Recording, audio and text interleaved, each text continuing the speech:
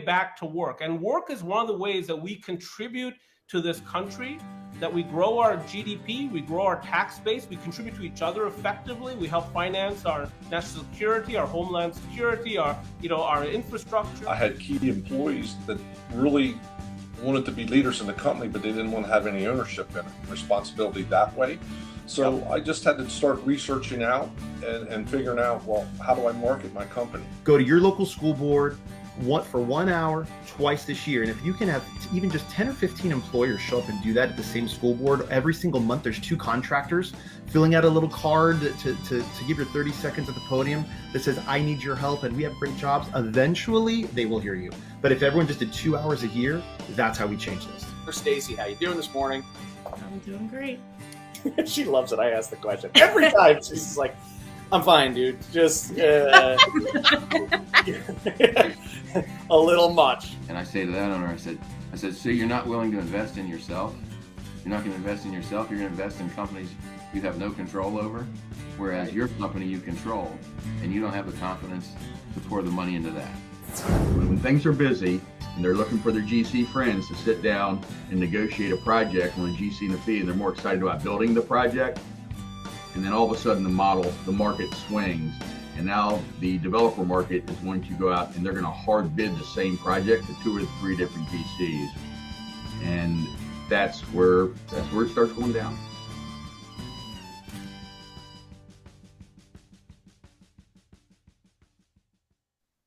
All right, it's Morning Huddle time. Good morning. How's everybody doing? Stacy and Nick Espinosa here with us this morning. Good morning. How are you two? Stacy, how are you this morning? I'm excited because it's finally getting warmer over here in Maryland. What I'm talking about. Yeah, we're going to have like a 70-degree day. Yes, thank God. Yeah, and we had snow 3 days ago, so, you know. Hey, welcome to the Midwest. Nick, you're coming to us from Chicago, right? Indeed. Chicago it is. So yeah, it could swing any direction until, like, when is the threat over? Yes, roughly July. So Oh, man. it starts up in August. So here we are. Oh man. So this morning, Stacy and I are psyched to have Nick Espinosa on from Security Fanatics, among other really interesting things. So Nick is joining us this morning to talk about the cybersecurity threats that are facing the building industry, what construction industry companies need to have their antenna up for, and planning to prevent when it comes to security threats. So we're going to get really into the details on some specific actions that these organizations can take. But before we go down that road, I think it'd be good to just orient ourselves a little bit with your story, Nick. What's so I know you own Security Fanatics, which is a security consulting firm. You're a radio host for a show called The Deep Dive that's syndicated across 150 stations across the country. You're clearly an avid collector of film. Little bit. Yes. I also don't sleep. Just given the way cybersecurity is going these days. Right. But yeah. I also I'm on the Forbes Technology Council. I write for Forbes. My national security radio show, it fluctuates, but the last time it was on about 150 stations, and I think that's in part because I've been interviewing members of Ukraine's government for my show, because we've had access to the Ukrainian government just given our regular jobs in cybersecurity. I also sit on various boards as well, like Roosevelt University. I help them spin up an NSA certified cybersecurity program, those kinds of things as well. So we are super busy in cybersecurity right now. It's everybody's hacking everybody. Let's just put it that way. So it's nonstop. I can think of trends that are less painful than that. Everybody's hacking everybody. That sounds terrible. Yeah, but it really is. I mean, it's one of those things that.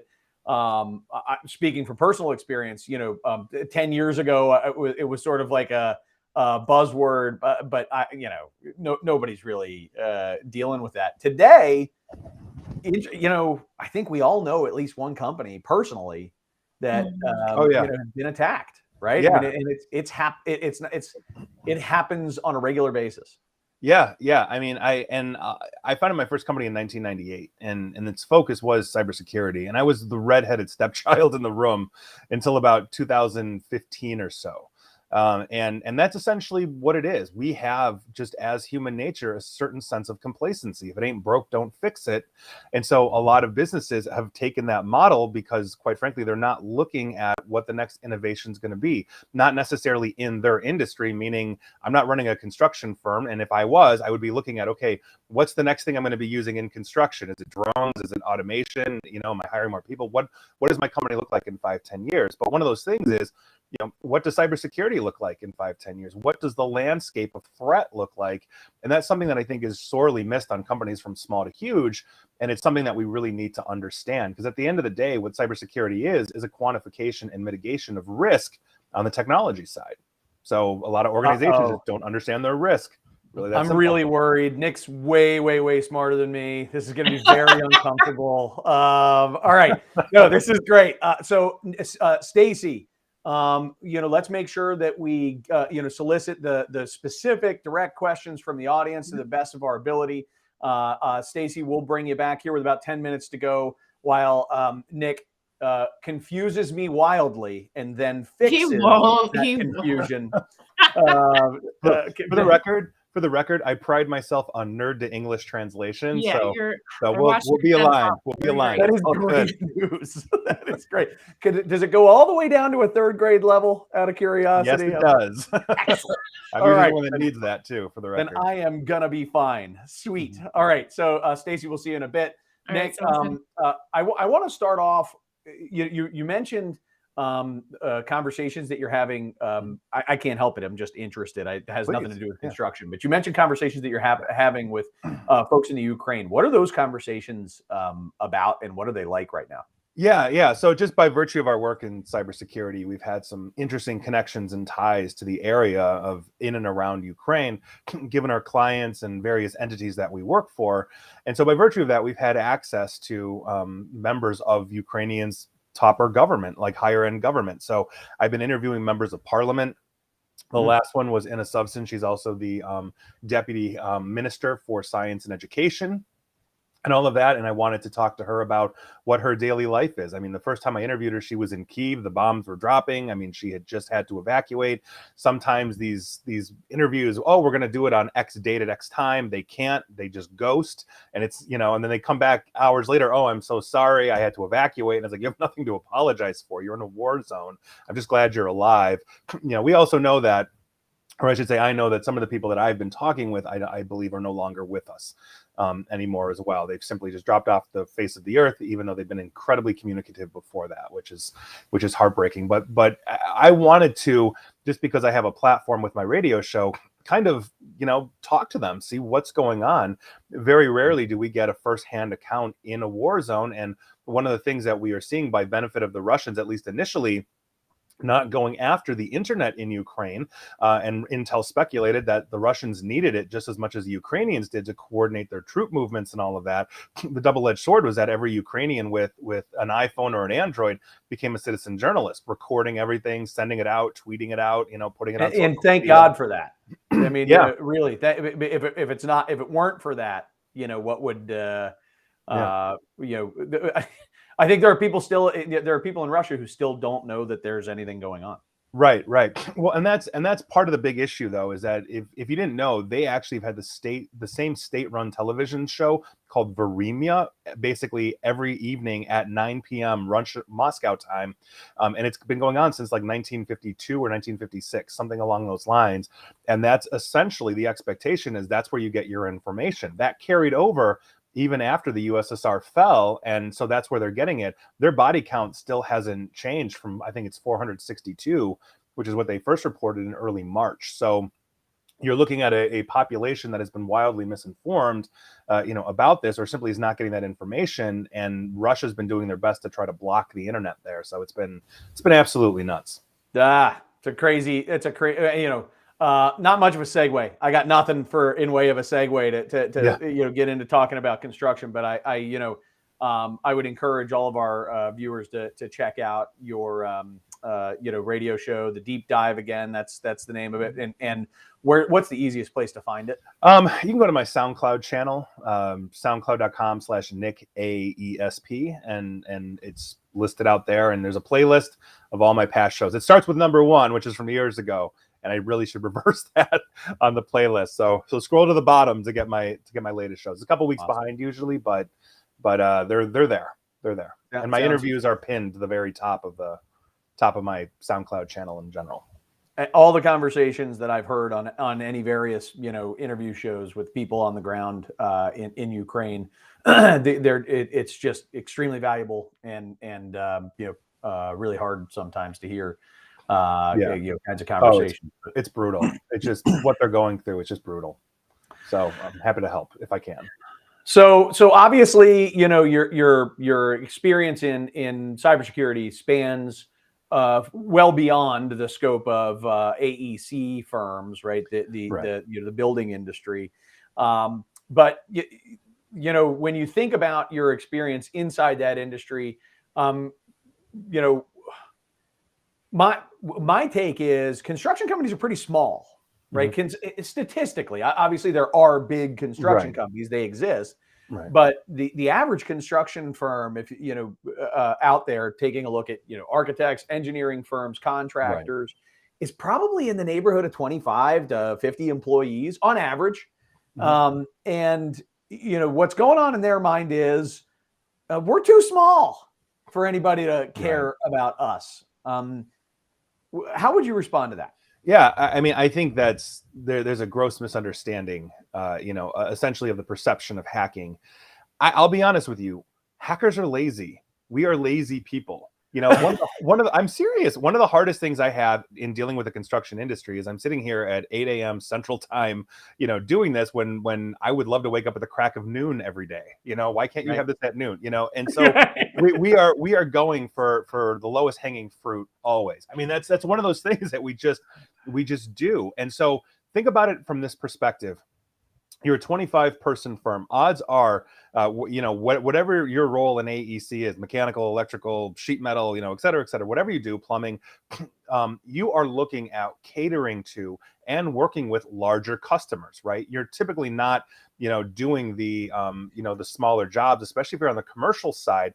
And so by virtue of that, what you're doing is you're building a roadmap for somebody like me, but malicious, to break into your lives, thanks to your website, thanks to LinkedIn, thanks to other places on social media where you are promoting this. So think about the Target data breach, for example. So that actually, when that happened, Target, we all shop at Target. When that happened, they blamed their mechanical contractor. They threw that mechanical contractor under every bus on the bus schedule that week. Oh yeah, they completely blamed them for this, even though it was shared responsibility. It was one part them, another part, Target. And the reason why they did that is because they're obviously trying to mitigate their losses. But think about it from the mechanical contractor's point of view. What's that going to do to their reputation? When they are basically splashed out on the news to say they got Target hacked, do you think they can walk into Walmart or Home Depot or any other big box store and say, hey, yeah, we can service you, we can maintain you, we can do whatever you need us to do? Their reputation is ruined. And on top of that, basically, when you're looking at those 25 user firms, they're not spending the money that a Target or a Home Depot or a large corporation is on an army of nerds like me to defend the barn. Oftentimes, they're outsourcing their IT to a third-party IT provider. IT providers typically are not cybersecurity. They put a shingle out there that says, oh, yes, we will do your cybersecurity. And at best, usually what they're doing is selling you products that are low to mid-range, which, again, doesn't really quantify your risk.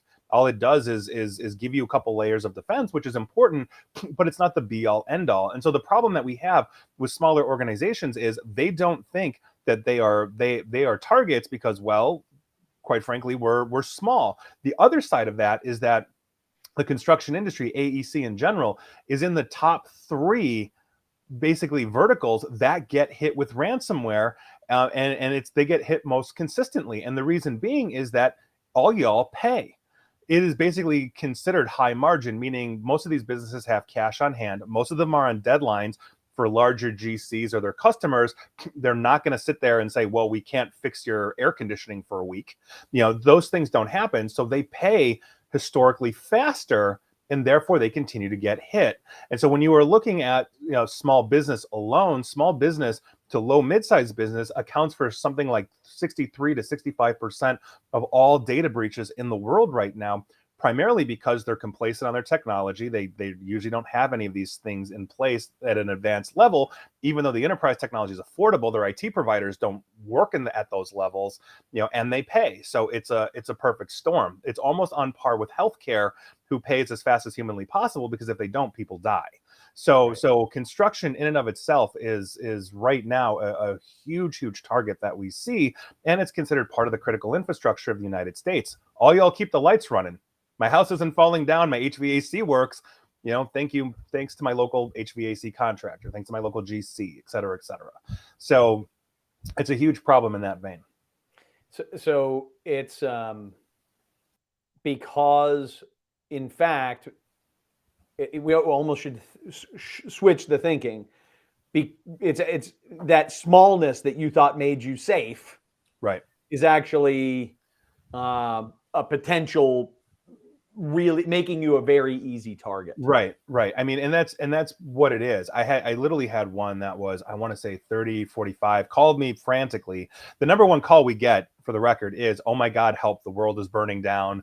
We've never worked with you, but I saw you on stage, or I listened to your show," like whatever it is. Right. And we're being held ransom. Right. Oh my God. Like, it's a life-ending event for the company. The number two call we get is, "Yeah, I don't want to be that guy. So what do we do?" How do we improve? Yeah. If you could flip those, right, we'd get less of the first one. Yeah. Right. But I've heard more than once where, basically the business owner that calls me, especially on the small side, I literally just had one, about 35 employees or so, that called frantically and said, "I didn't think this could happen to me. Like, I'm flying under the radar. I'm in the middle of nowhere. Like, why would they hit me?" And it's like, well, because you're easy to break into. We can leverage you to get to larger clients. I'm going to use you to get to Target, or Home Depot, or, wherever I'm trying to break in, so you are on the radar, and you don't train your people. They're clicking on everything. They're opening everything. I mean, these are things that, we really don't take into account, and most small businesses have not fully quantified their risk. It's a huge problem. I'm seeing that, and so I think I want to go back real quick to this comment about outsourcing IT. You're right. It's very rare. My personal experience, very rare that I will see an AEC firm under 150 employees actually have, what I would call real IT staff. Right. And even then, it's pretty rare. It's like, you're into like the 500 to 1,000 employee range before, that starts to become the norm. So outsourcing IT is it's very much the norm.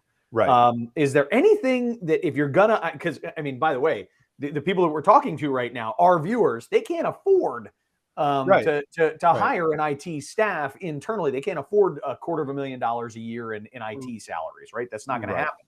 Right. So is there anything that you would advise if you're going to outsource IT? Here are some of the do's and don'ts. And here are some of the things as it relates to your cybersecurity that you should be looking for or careful of. Sure. So the number one problem that a lot of organizations have when they outsource to IT, and it's a very common thing. There are pluses and minuses to this, but one of the biggest things is you don't understand the industry that IT swims in the same way that, like, I can take my car to my mechanic and he can say, "Oh yes, you need to replace your Framistan," and I'll be like, "I have no idea what that is, but please replace it." Assuming, you know what I mean? Right. I don't even know if that's real, but it's I go to my doctor and my doctor tells me, "Oh, you broke your thingamalarygathoid." Sure. Okay, just fix the damn thing. What do I do? Right, exactly. And so by virtue of that, what ends up happening is you're sold on not necessarily the capability of the organization, the IT company. You're sold on the friendliness. You're sold on what you perceive to be the reliability, meaning they're going to keep our lights up. They're on it. The problem that we have is that IT is not cybersecurity. Cybersecurity pivots on a dime and has to innovate as quickly as possible. Sometimes we never know when that 15-year-old kid is going to break all of Google, and we have to slam on the brakes and figure out, okay, what on earth just happened? How did they get around that? And how do we now apply that defensive technology into our clients to make sure that they don't end up being the next Google? IT is different. IT is trained differently. They keep the lights on, they keep your printers running, they keep your computers on, all of these kinds of things. But they also understand the need to sell cybersecurity because, like I said, everybody's hacking everybody these days. And so what ends up happening is they come in and say, we'll give you a cybersecurity solution. Sometimes it starts with a cybersecurity assessment that they say, which is anything but. They run a couple scans on your network, they see some holes, that gives them an in order to sell products to fix those holes. But that is not holistic. I would never do a cybersecurity assessment in a week because a cybersecurity assessment is holistic. On average, it takes us 3 to 4 months, even on a small business, to do a full-blown cybersecurity assessment.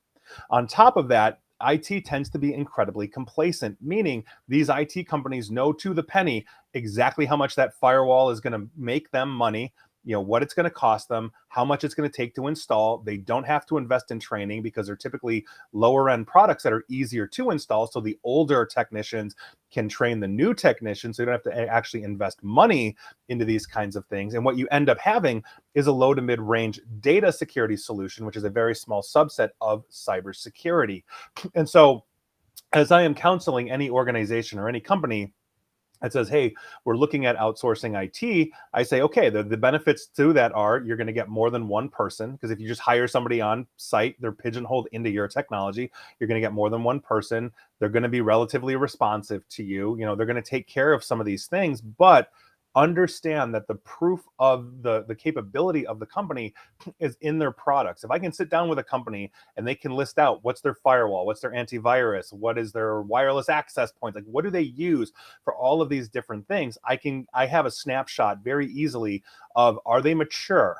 Have they been investing in training? Have they been keeping up with the latest trends and innovations? We vet our products here every 90 days.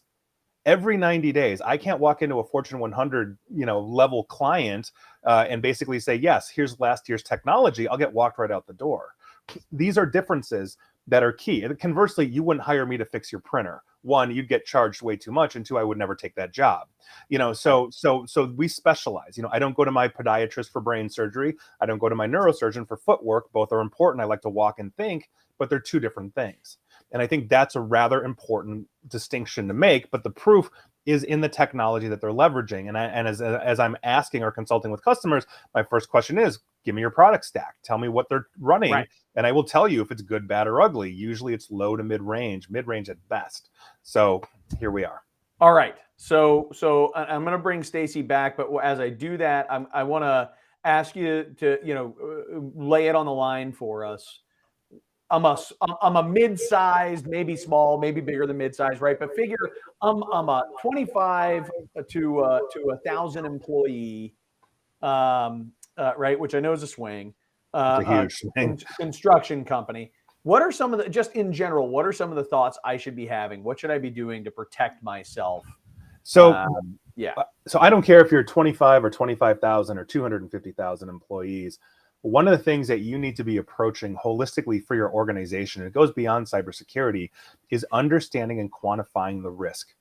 I can't tell you how many organizations I've walked into, from small to utterly massive, and basically the person says, okay, Nick, let's talk about cybersecurity, or the chief information security officer of the Fortune 100 company says, let's talk cybersecurity. And my default answer is no.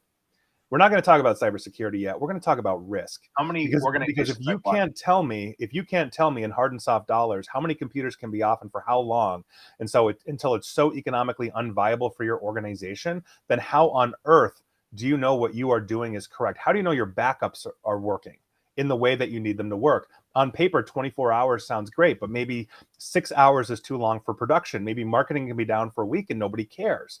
If you cannot quantify these things for me, how on earth do you know the technology and the product solutions you have in place are actually doing what they say they are and will keep your business afloat in a tornado, in a ransomware event, in an earthquake, in an alien invasion, whatever it is? These are things that we need to understand. Start there, understand that there, and you will be ahead of the game for most companies in general.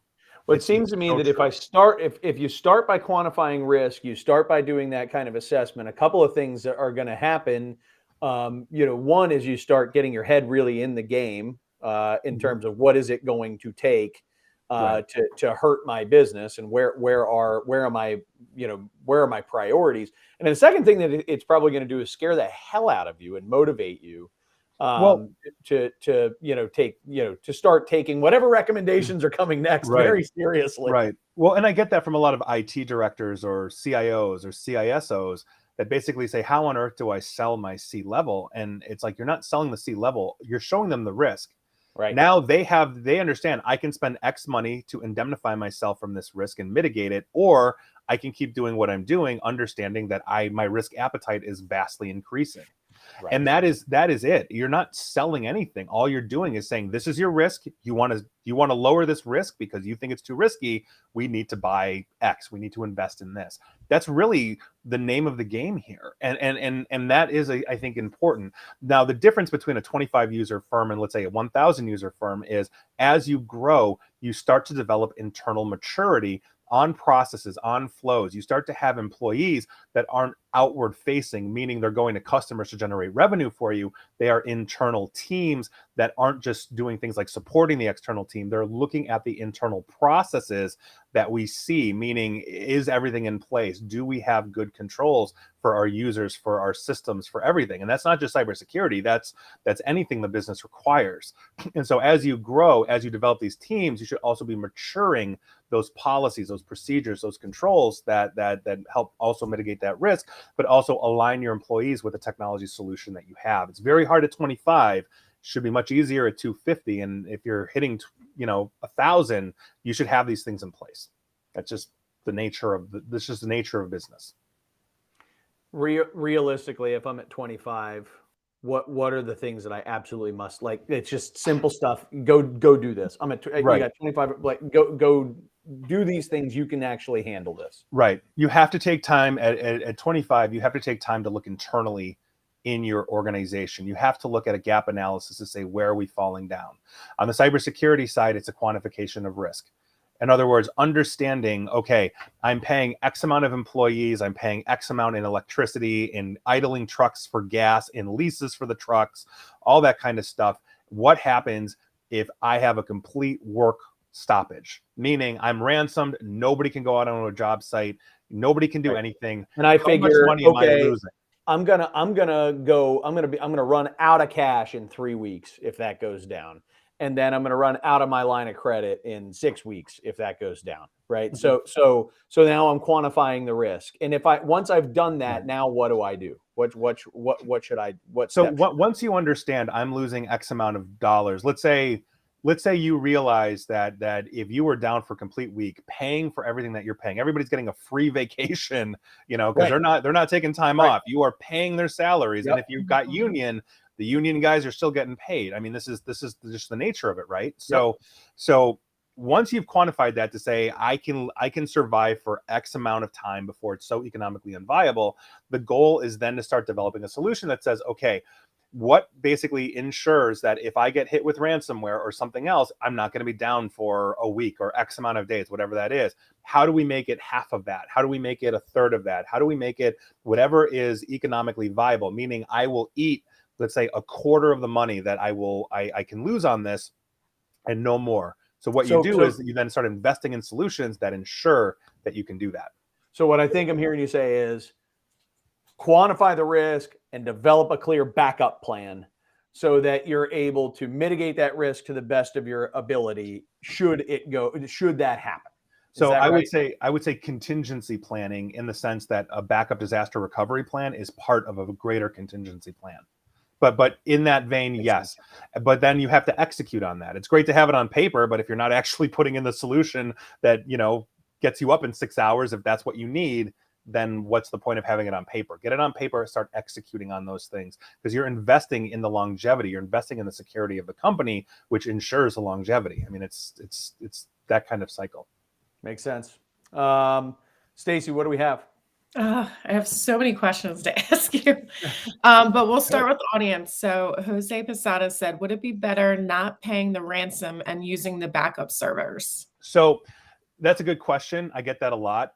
I walk into some ransomware events where they're like, we are not negotiating with terrorists. screw them. Like we're going to go straight to backups. And usually if you're doing backups right, Jose, then yeah, you go straight to backups. So if you have a backup on site that is sitting what is known in what is known as immutable storage, then those can't be altered by ransomware. So you have a very fast restoration. Conversely, if you have a cloud backup, how we back up to the cloud, which is via agent as opposed to computer like you do on site, the cloud can be your lifeline as well. Understanding that you're going to have to get that data from the cloud or spin it up virtually in the cloud as you repair your systems.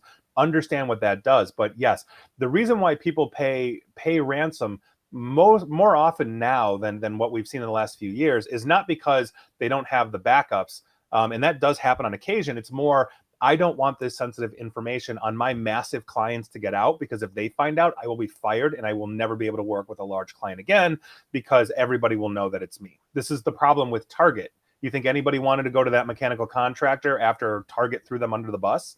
No. And so by virtue of that, companies will pay ransoms and negotiate those down. And you can negotiate ransom to keep that information out of the public eye to ensure that they will continue to survive as a business. Great. We also have, what role does social media play in a company's cybersecurity now? Oh my God. So I like to talk about something. I've talked about it for years, and thanks to COVID, and it's the only thing I can thank COVID for, is I no longer have to explain global herd immunity. We have the same concept in basically technology that we do with medicine in terms of herd immunity. Think about it this way: we are all connected on you're probably watching this on LinkedIn or Facebook or wherever it is. We're all connected, but if you know not to open the phishing emails, or you know how to spot a potential malicious message or whatever it is, but your friends don't, they're the ones getting hit, which makes you more susceptible. This really comes down to user education. We social engineer all the time. When we are running reconnaissance on organizations, we'll check the website, we will check LinkedIn, Facebook, Twitter, anything that we can possibly get insight on into the organization to build an attack profile against it. I actually talked about this in my very first TED Talk, which was called Trust Sucks. And that was, I think, aptly named, because that's essentially what we're doing. We are putting out a huge amount of data on social media that can be used against us, not to mention the fact that I can send infections through Facebook Messenger, through LinkedIn Messenger, et cetera, pretty easily, and I can infect you straight through social media. So think about it that way as well. Do you have any stories of any prominent AEC companies that have been attacked to date that you could share? So short answer is yes, without naming names. I got called into a large engineering firm last year to help support their IT team as they went through a massive ransomware event. Basically, they gave essentially hundreds and hundreds of employees a free vacation for about a week and a half as they were scrambling to essentially unscrew that, and it ended up costing them millions of dollars. Aside from the millions that the ransomware people wanted, they lost millions in everything from salaries to electricity to stoppages to all those kinds of things, contractual obligations that they were trying to meet. So yes, these things happen constantly and continuously. And we got called into, I want to say it was before the pandemic, so maybe 3-4 years ago, into a large GC that is pretty well known specifically for an event like this as well. And they caught it halfway through.